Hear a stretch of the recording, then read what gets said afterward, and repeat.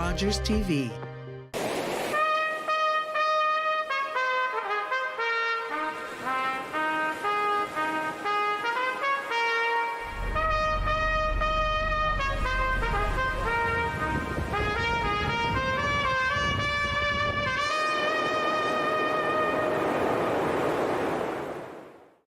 NLCA Build 2023, May 2nd to 3rd, from the NLCA Centre of Ecovation, Newfoundland's largest commercial industrial construction trade expo, showcasing the latest equipment advances and newest technology applications.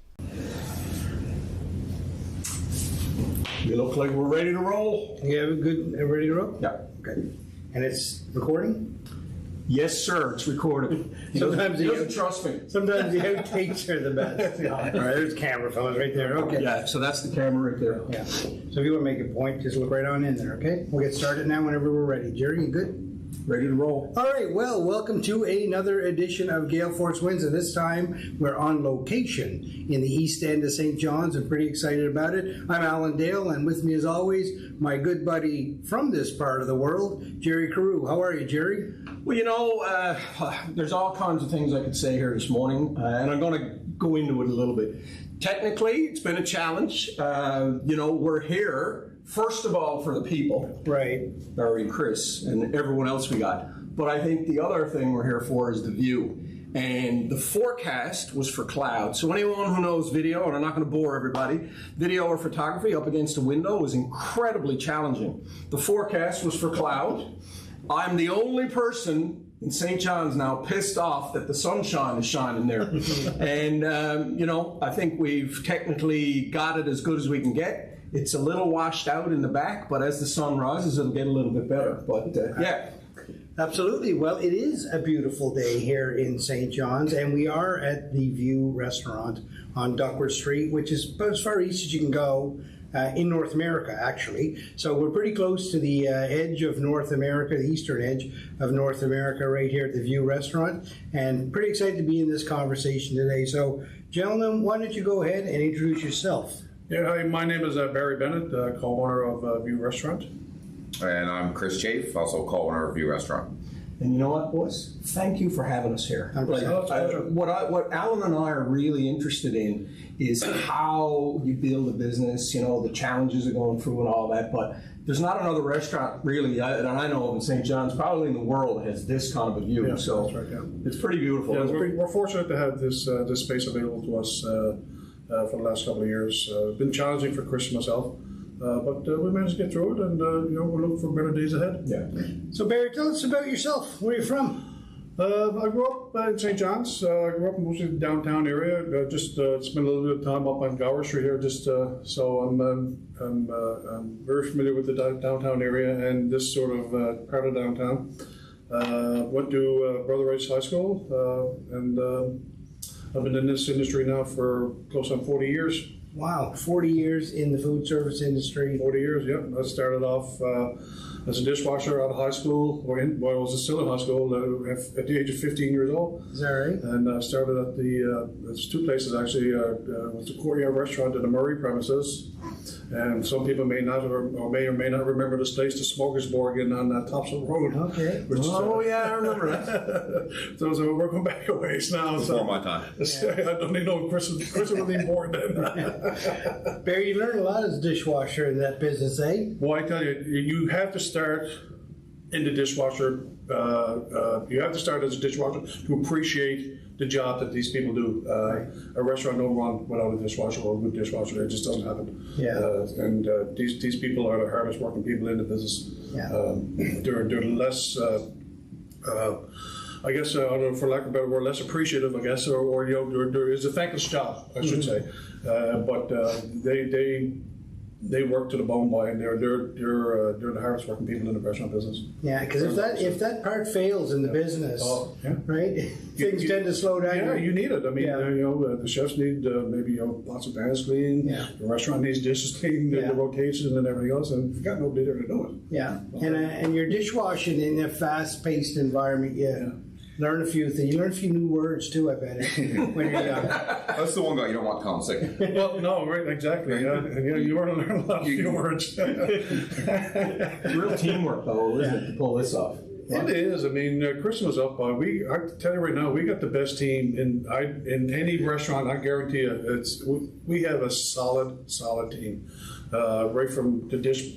We call it the dish pit, right up to the floor manager, our chefs. I mean, it just doesn't get any better than the people that we have on board right now. And when you're the co-owner of a restaurant and you started in the dish pit, comes with that street cred, right? Oh yeah. You know, you've earned your keep in the business. Exactly. I mean, Chris has been there too. I mean, he can contest to this as well.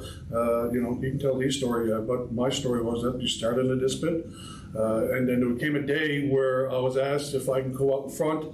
One of the maitre d's gave me one of his puffy white shirts. He said, put it on, his sleeves hanging off me and everything. He said, I need a busboy for up front. And at the end of the night, I got a few bucks tips, and that was it for me. I was out front from there on in. You knew that's where you wanted to be. That's where I wanted to be, yeah. So, anybody else in the family in the food service industry growing up? Yeah, my brother was a chef for many years. My brother, of course, he's not well now, but he's been a chef in the restaurant business for close to 30, 35 years as well. Wow. So it was in the family. Yeah. Well, that's great. Chris, how about you? So, like Barry, born and raised in St. John's. Went through school, graduated at Booth Memorial High School. We won't hold that against you. Yeah.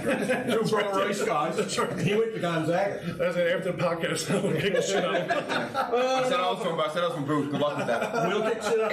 I don't know. I don't think I can take you. And I went to university. I was in biochemistry in university at Memorial for a few years, and the whole time cooking as I was in university. And just at school every day, just dying to get to work and hating school completely.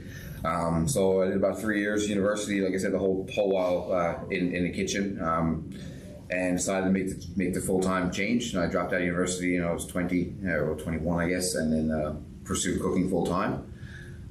Like Barry, started in the dish when I was 16 years old at a restaurant. Remember what restaurant that was? Yeah, Magnum Stein's. Okay. It's still around now. Yeah, It's just our neighbors to the west. Similar situation. It was just for Christmas. There was 3 cooks who kind of put their notice in on the one day. Left the chef in a position, and I kind of stepped in and said, "Oh, I can do that." And they laughed at me and said, "Ha, kid, go back in the dish or whatever. I don't know if you're ready for that yet." And kind of pushed my way into the kitchen and kind of haven't looked back since. Met Barry a few years back at a restaurant we both worked at, and this opportunity came up, and it's honestly the best thing that happened to me in my career has been this restaurant so far. It's fantastic. Is this your first ownership? Yeah. Just tell us a little. And Alan knows where I'm going to go with this. Like the transition from a paycheck to being on your own. More stress. Yeah, but I mean, how long did it take you to make that decision? And just talk a little bit about that process. What we find is some entrepreneurs kind of gloss over that, but that's the big aha moment, isn't it? Where you make that transition. Honestly, for me as a chef, the culinary trade is underpaid as opposed to a lot of other trades. You know, if you look at a journeyman electrician, journeyman carpenter, or journeyman positions make twice the money a lot of times a journeyman chef makes. So for me, it's always been the end goal for me is to own my own restaurant. If I wanted to be in this industry, I wanted to make some serious money. I have 2 kids and a family. The money I was making as someone else's chef just wasn't really paying those bills for me. So it was always a dream of mine, and the opportunity kind of came up, and it was a no-brainer for me, just based on, like I said, the chefs are not the most best paid position in the world, and it was a way to kind of set something up for my family for the future.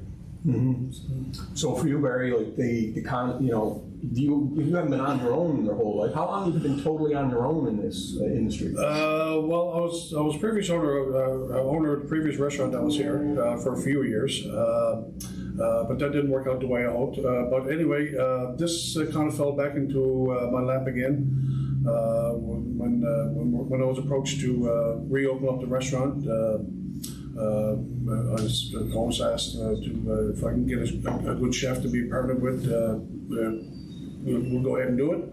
And it took me 5 minutes to give Chris a call and said, "Listen, this is the opportunity we got now of a lifetime," and here we are today. So you had challenges in the previous operation. Yes, sir. Despite all that, you're going to go, Well, right so back at it. most guys that open up restaurants have no knowledge of the cooking business because they're afraid of it, or because guys that are in it know how things can go wrong pretty quickly, right? Yeah. But you guys were in it. You knew what you were getting into, and you knew. So, how long have you guys known each other through this process? 6 years. 6 7 years. Yeah. So it's not like a lifetime that you guys know each other. No. I mean, we worked together with the previous restaurant, and Chris and I had a great relationship. And we thought, I think we get better. That's the cloud that was forecast. I just seen the cloud. I think it just got better there. Yeah, it did. But anyway, so Chris and I had a good relationship, and with the previous restaurant, and so he went on his way, and of course, and a couple of years later, I knew that Chris probably wasn't happy in his other chef's position where he was still, and so I gave him a call and I said, "This is the opportunity that we had, everybody. You want to get in? I don't know." It's funny. Sorry, discontent is actually a good thing in many times, isn't it? Well, yeah, so, things happen for a reason, and I'm always an optimist. I mean, I look forward to the future.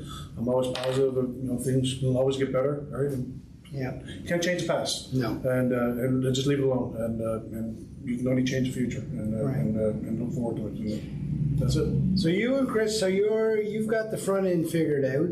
Chris got the back end figured out. You figure, okay, let's give this a shot. Yeah. Together, let's you're connecting with one another.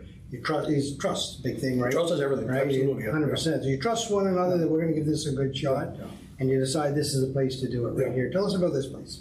Well, this you mean this place right here? Yeah. Well, this is a building now that's been here for, geez, I don't know. I mean, since Great Fire, I suppose. Since they rebuilt it again. It's always been a service station that people remember, an Irving station, a KFC. Years ago, when they decided to open up as a restaurant, the former Portobello's, they totally renovated it and made it what it was in this space today with the windows and everything they put in there. And everything else. So it was this space was meant to be that. I mean, it wasn't meant to be anything else other than a great space for people to come in and dine and enjoy some great culinary food and wine. And this thing out in the back of me here now is just $1 million money shot there, right? So it's an unbelievable location when you think about it, isn't it? Well, not to geek out totally, but I mean, I was saying to you, Alan, what's amazing, and the topography of Newfoundland is still incredible.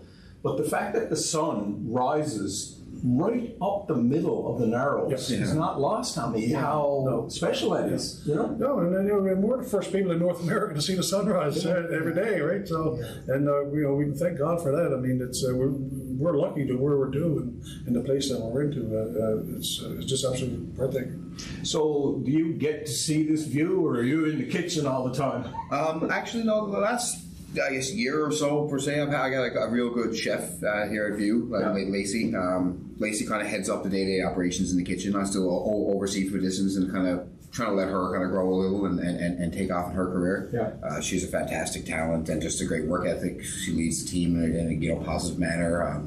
So trying to let her expand her repertoire a little and step away and get Barry to teach me a little about the front side of things, right? Because as a business owner, you need to know more than just, I need to just not be pigeonholed in the kitchen because, if he wants to go on vacation or we need to know a little bit about what each other does. Yeah. And that's why we work really well together in that, because different personalities. Like Barry said, he's the optimist, I'm the pessimist. we get the balance. The last little while I've been stepping away from the kitchen a little bit. Kitchen takes a toll. I've been 15 years in the kitchen. It's hard. It's I've had many 75, 80-hour work weeks in my career, and that's on my feet all day. No lunch breaks, none of that. Like just work all day, every day. So I got a little tired from that. So it's kind of trying to step away from that and learn a little bit other sides of the business. It's funny. Sorry to interrupt you, Barry, but it's funny. I read an article. Actually, I used to work at the Telegram, and they wrote a story. I don't know if you guys remember. I don't know, 5, 6, 7, 8 years ago. But the headline of it was "The Fatigue of Feeding People." And I read that, and I was thinking about you guys and girls in this industry, and I was like, I get tired feeding my family sometimes. The big debate for every family is, what are we having for supper tonight? That's right, Jeff. My 18-year-old texts, what are we having for supper? I don't know. Why don't you cook something for something? right. But you guys do that every day. Yeah. You know, no wonder it can be tiring, right? It's mentally and physically, it's just definitely a draining industry. People don't see that a lot of time, right? You see the glitz and glamour on TV, celebrity chefs, you know, like happy kitchens and stuff, but it's not necessarily like that. No. If I can tell you how many meals I've eaten standing up while cooking at a plate, you know what I mean, while two guys are yelling at me, you know, it's a different industry. Now, it is changing. There's a lot more, thankfully, some more regulations and some more, you know, like how I picked up smoking at 17 was being told, go inside unless you're having a smoke, go in and clean something. Right? So that's literally... So having smoked, you got a break. Yeah, right. Exactly. Yeah. In this industry, that's right. If you didn't smoke, you don't get a break. Yeah. So a lot of people pick up smoking. No, we don't run our place like that. Like I said, we that is changing the industry, but that's, you know, when Barry started, probably even worse than when I started. Yeah. It was very... There's no rest for the wicked type thing. It was, you know, if you're not having a smoke, and literally I was told, go clean something. Yeah. And not only that, I mean, you're working at the exact times that most other people are off, right? So when you got the holidays and vacations and all that kind of stuff, that's when you guys kick in to support that, right? Like right now, it's like March break, probably not here, but in the rest of Canada, it's March break for the kids. Everybody's heading out to restaurants and stuff. That's when you guys are working. You have kids and stuff too. That's right, yeah. I mean, it's a challenging industry, and it's one that unless you're really passionate about it, you probably wouldn't be in it, right? That's right, Jeff. Yeah, 100%. So tell me now, you're not formally trained as a chef. You apprenticed your way through. Yeah. Learned as you went. Do you remember some of the chefs that you worked under and what those people meant to you? So Antonio Esperanza was the first chef I really worked under. Antonio was still a chef in the city. I think he's at the Rock Steakhouse right now. Taught me a hell of a lot. Taught me the roast industry, all the basics. You know, just kind of give me my step into the industry and so much more. I trained in Alberta. I lived in Edmonton for a couple of years. I worked at a restaurant called Madison's Grill in the Union Bank Inn. It's a very fancy hotel. Blair Lebsack, who's a very well-known chef in Alberta. Trained under him for a while. Again, taught me a ton. You know, and I did take over kitchens fairly early in my career. I was 21 when I first took over executive chef position at Magnum Steins. So from then, like I a lot of self-teaching. I have, my God, I lost count. Well over 100 cookbooks home on a shelf that I've read front to back. And, you know, I love kind of playing with food and just experimenting. So I taught myself a lot. And co-workers, not necessarily chefs that I've worked with, but I've worked with a ton of chefs there alongside me that have just taught me a ton over the years. You know, it's hard to go through all the names. There's been dozens and dozens, but... And now you're passing it back to the next. I try to help where I can, and I definitely teach some. I got a colleague said Lacey downstairs, who's like Lacey's worked with me at a couple past restaurants I've been with. She came on board when we opened up. Myself and Barry own a bar called Slainte as well, and my chef over there is the same thing. He's a kid that's worked for me at past jobs that kind of look up to me a little bit. So I brought him on board to run that restaurant. So I kind of truly believe that, you know, it's a true test of your skills if you can pass them on and teach someone else how to run a kitchen yourself. So just got to touch on something. Did you not open? We pronounce it Slainte. Slainte. Okay. You opened that in the middle of COVID, did you not? Yeah. Just like think about that, Alan. No, I want to dive into that too, Gerry. I mean, there's one thing to own a restaurant, it's nothing to own a bar, right? In this town as well. That's right. There's a lot of bars in this town. Yeah, there is. There's another thing to open a bar in this town. So tell us about opening it and why you chose it. Well, since Chris and I have been in this space, the former Granite space down next door to us has been vacant. And my idea was always to open up a beautiful high-end piano whiskey style bar. So the space was available, and last year, I mean, COVID, we're running at 100% occupancy. The masks were lifted for 6 or 8 weeks, and so we've seen an opportunity then, thinking, geez, you know, this is pretty well the end of it. We've seen the space there. We said, let's do it, and so we got it done. We opened up October of last year. And we were open up for about 6 or 8 weeks before we were told that. Yeah. Sucker for punishments, I guess. I mean, that would come to the Leafs fan too, right? So it makes me. You're a Leafs fan, of course. I know, right? So I make some poor decisions, but anyway, that's it. We stick with them and hope for the best. And someday. But on that point, Slainte is a beautiful spot. Allan and I've been there, and I'm a musician. I play trumpet in Jazz East. Allan's a drummer. I think you should be commended for what you're doing. You're giving live music a venue, and let's face it, the musicians have really been hit hard, right? Yeah. So just talk a little bit about your vision there with that. I mean, we got some of the best entertainment that this province has to offer in regards to musicians. I mean, you get the likes of Bill Brennan, Nick Earl, Brian Way, the Holidays, Mike Harriet on trumpet. Mike Harriet, Jesus Christ! He went to Brother Race. Yeah, that's right. Yeah, I mean, these are some world-class entertainment there, and I don't want to miss out on a few other names now. Wade Darling, Dana Parsons, Corey Pike, Larry Foley. There's been a lot of musicians too.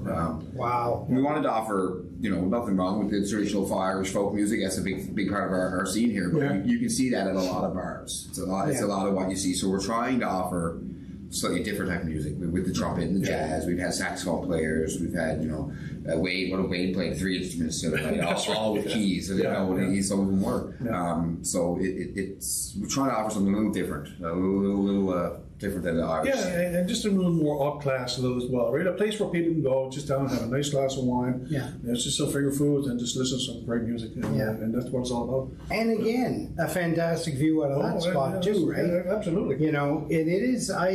Gerry and I went there. I guess it was not long after you opened it, and I don't know, but I walked in there and it felt like I was in Manhattan or something. There was just a feel about that place. It was quite spectacular. It gives you that feel that you don't feel like you're in St. John's. You're somewhere else. Right? And that was what we said about the view, and it was up for grabs for us to rent it. And that's we made that decision during COVID. But if we didn't, someone else would have. Right. Yeah. Right. If we didn't put a cool bar or restaurant there was people lining up to do it. Our landlord has been great to us, and he gave us kind of first crack at it.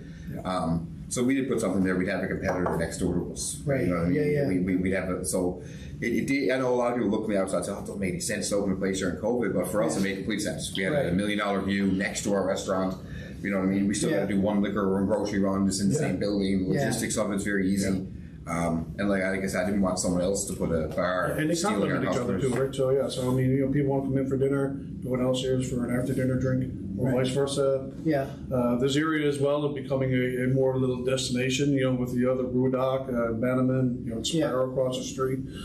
So this is becoming more of a destination for people as well, as opposed to the other end of Water Street and George Street. They're coming here, and they'll come in here for a drink. Oh, let's go over there now for a beer, or let's go in there for dinner now. You make a good point, though. It's nice to have a collective of opportunities and places to go. I noticed there's another place opening where the old pool hall used to be. Brass Rack, Is that a restaurant or what is that? I believe it's going to be a cafe. Bakery soup sandwiches. Yeah, that sort of thing. Yeah. So again, having a collective. What I really like too about Slainte is that you can actually walk from this restaurant right through. You've got I didn't realize, because from the outside, unless you come in here, you won't know that you can actually do that, right? So that actually was nice, because we had supper here one Friday night, and the whole family went over there. And being able to walk through at a rainy night, it's nice, right?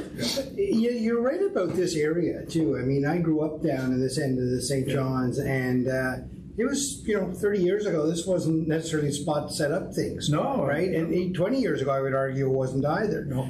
But certainly this kind of great wave of gentrification has found its way in around Corcoran Street, Gower Street, and Docker Street. It's actually quite lovely down here. It always been lovely view-wise, but now you've got all of these really unique kind of establishments sprouting up. It draws people to this end of town. Why the whiskey bar? Tell me about that. Was there a passion for whiskey somewhere along the way? There is no whiskey bar in St. John's. There you go. So we're the first and only piano whiskey bar. A little more high end again. It's just, it's not for everybody, I guess. Right. But it's just a nice place to go. A great selection of whiskeys, wines, cocktails. It's just not available in St. John's. It just till we open up. And, so this is St. John's first whiskey wine bar. And that's incredible. Did you find there was a craving for it? Are people coming in? Yeah, to check that out. I've had 3 or 4 people kind of thank me when I'm down there, say just thank you for building an adult bar. Right. It's kind of what I've been kind of expressed. People feel like they can come and sit with adults and not have to. George Street's great. I spent many nights down there, but you're going to see the 18-year-old kid breaking beer bottles, or the fights, or the chaos, and like I said, it's more of a upscale. That doesn't mean you have to drink $40 scotch. You know what I mean? Yeah. You can have a Coors Light reasonably priced. There's regular approachable items on the menu, but it's just the atmosphere and vibe is definitely a little more of adult setting than down on George Street. Yeah. Are you both whiskey drinkers?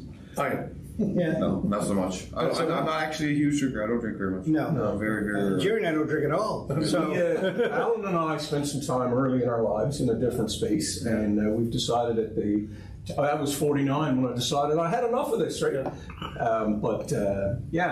It's. I've got a question for you about building something. I can see the pride, Chris, and what is it like to be able to tell someone when you own a facility like this? Like, how proud are you of the work you're doing here?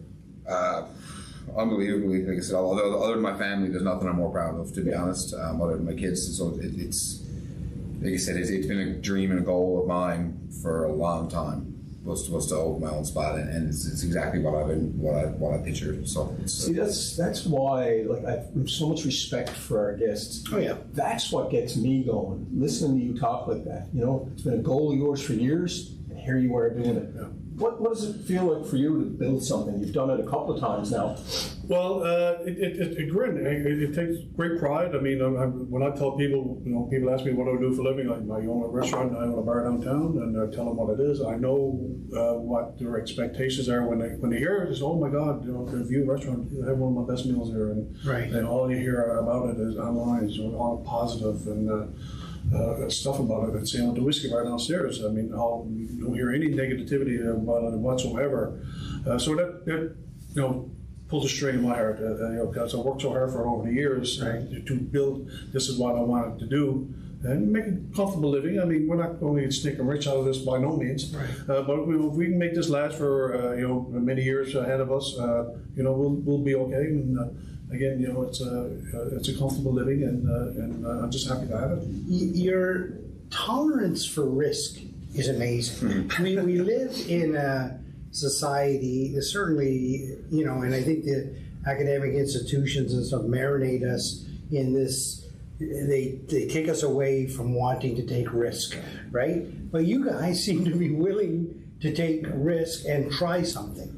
And just your one comment that, well, it was somebody else was going to do it, we might as well get in there. Yeah. People said you were crazy to do it in the middle of COVID. You said, no, we were thinking the exact opposite. Yeah. Talk to me a little bit about why you think that way, because that's a very unusual way to think, right? You're willing to take on that risk. Go ahead, Chris. We're confident in the team we have, to be honest. That starts with me and Barry, our partnership. Like I said, we work very well together. And then all the way down through, we have fantastic management and team. We were able to pull people in to help us run that. We have a fantastic lady named Maria Alfonso who does all of our social media and advertising. And it's just a great team of people that I know if someone was going to be able to do that successfully, it would be us. Right. So, I guess it's a confidence thing that we've developed. And, absolutely. Yeah. Just keep going. I'm going to close the door while you're talking. So, on that note then. On that note, tell me about the team, because you keep mentioning over and over again, you got this person, great person. Tell me about the team, and more important, what that team means to you.